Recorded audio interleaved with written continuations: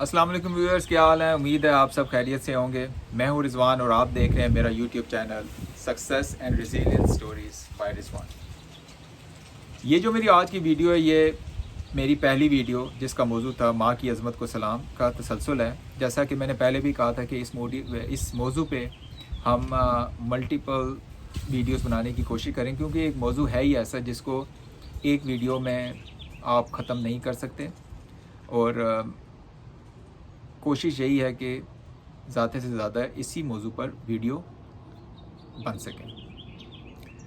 अभी आपसे बात करते हुए मुझे एक शेर याद आ रहा है। एक शायर है, उनका नाम है ताबिश। पूरा नाम मुझे याद नहीं है, और ताबिश भी इसलिए याद है क्योंकि शेर में उनका नाम आया है ताबिश। तो उसमें उन्होंने माँ की मोहब्बत का नक्शा खींचते हुए बड़ी खूबसूरत बात कर दी है। वो कहते हैं, मुद्दत हुई मेरी माँ नहीं सोई ताबिश, मुद्दत हुई मेरी माँ नहीं सोई ताबिश, मैंने एक बार कहा था मुझे डर लगता है। यह है माँ की अज़मत कि शायर इसमें कह रहा है कि मेरी माँ मुद्दत हुई है सोई ही नहीं है, मैंने सिर्फ एक बार उसको कहा था माँ मुझे डर लगता है रात को सोते हुए। तो यह है माँ की अज़मत। तो जब हम बात करते हैं माँ की गोद की, तो माँ की गोद बच्चों के लिए सबसे पहला मदरसा है।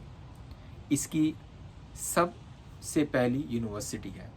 वहाँ आँख खुलते ही इसकी तरबियत शुरू हो जाती है। माँ की गोद में मिली हुई तालीम का रंग बच्चों की तरबियत और फितरत में रस बस जाता है। और इस तरह अगर इसे कोई खुरच भी दे, और अगर इसको खुरच भी दिया जाए तो अलग नहीं किया जा सकता। इसलिए बड़े होने के बाद भी इस रंग की झलक इसके तौर तरीके में नुमायाँ होती रहती है। इसीलिए कभी कभी कहते हैं कि जब भी आपने रिश्ता देखने जाना है तो लड़की की माँ को ज़रूर देखिएगा कि वो कैसी है। इससे हमें क्या पता चल रहा है कि लोगों का ये कहना है, क्योंकि इससे पता ये चल रहा है कि वो माँ की तरबियत कैसी हुई है, कि माँ ने अपनी बच्ची की तरबियत कैसी की है। मेरा नहीं ख्याल कि मैंने कभी सुना हो कि अगर किसी लड़के को देखना है तो उसके बाप को भी देखो कि उसने इसकी तरबियत कैसी की है। ये हमेशा माँ ही होती है। कभी आपने भी नहीं सुना होगा, ना मैंने सुना है कि जब भी लड़के को देखो उसके बाप को लाजमी को देखो। हाँ, ये ज़रूर सुना है कि जब भी लड़की को देखना है, आपने किसी लड़की को पसंद करने जाना है, तो उसकी माँ को लाजमी देखें कि वो कैसी है। खैर, ये बातें सोसाइटी में होती हैं। और एक फ़नी एलिमेंट भी यही था कि इसमें एक लतीफ़ा है कि एक रिश्ते कराने वाली आंटी होती हैं, वो एक रिश्ता करा रही होती हैं। तो लड़के की माँ से कहती है कि भाई ख्याल रखना, हमने लड़की की माँ को भी देखना है कि उसके तौर तरीके कैसे हैं, उस पर भी नज़र रखनी है। और वो जो दूल्हा मियाँ होते हैं वो भी साथ बैठे हुए होते हैं।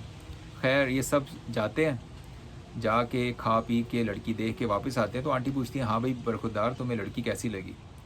तो लड़का कुछ मेरा ख्याल है बहुत ही मासूम सा होता है।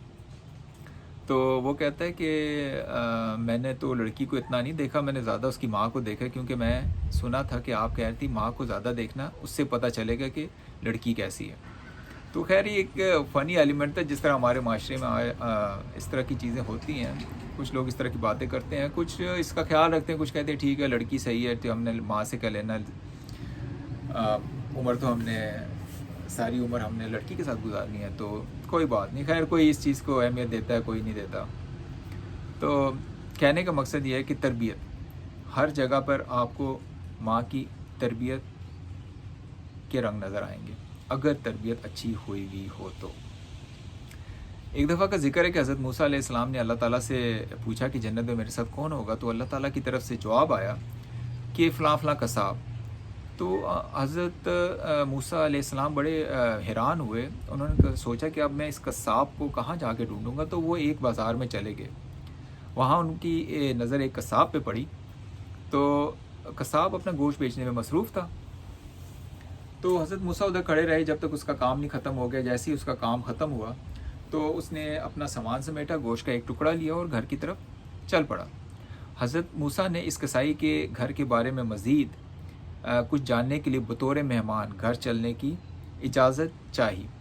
घर पहुंचकर कसाई ने गोश्त चूल्हे पे चढ़ाया और उसका शोरबा बनाया, और साथ में रोटियां भी पका लीं और रोटियों के टुकड़े करके उस शोरबे में डुबो दिया। اور وہ شوربہ لے کے وہ دوسرے کمرے میں چلا گیا. وہاں پہ ایک بوڑھی عورت لیٹی ہوئی تھی. اس نے جا کے اس کو کھانا کھلایا, اس کا منہ صاف کیا, اور جب وہ کمرے سے باہر نکلنے لگا تو بوڑھی عورت نے قصاب کے کان میں کچھ کہا, جس کو سن کے قصاب ہنس پڑا اور کمرے سے باہر نکل آیا. تو حضرت موسیٰ علیہ السلام نے اس قصاب سے پوچھا, برخوردار یہ عورت کون ہے اور اس نے تمہارے کان میں کیا کہا جسے تم سن کے ہنس پڑے؟ تو اس قصاب نے کہا کہ یہ عورت میری ماں ہے, اور میں ہر روز اپنا کام ختم کر کے گھر کے کام ختم کرتا ہوں, پھر اسے کھانا کھلاتا ہوں. کھانا کھانے کے بعد ہر روز یہ میرے کان میں کہتی ہے کہ اللہ تعالیٰ تمہیں جنت میں حضرت موسیٰ علیہ السلام کلیم اللہ کے ساتھ رکھے. تو ویورز دیکھا آپ نے کہ ماں کی دعاؤں کا اثر کتنا ہوتا ہے, کہ اس قصاب کو بھی نہیں پتہ تھا کہ اس کی ماں کی دعا قبول ہونی ہے کہ نہیں ہونی. یہ صرف اللہ کو پتہ تھا. ماں کا کام ہے دعا کرنا, اللہ کا کام ہے قبول کرنا, لیکن ماں کی دعائیں ہمیشہ اللہ تعالیٰ کی پریورٹی لسٹ میں ہوتی ہیں.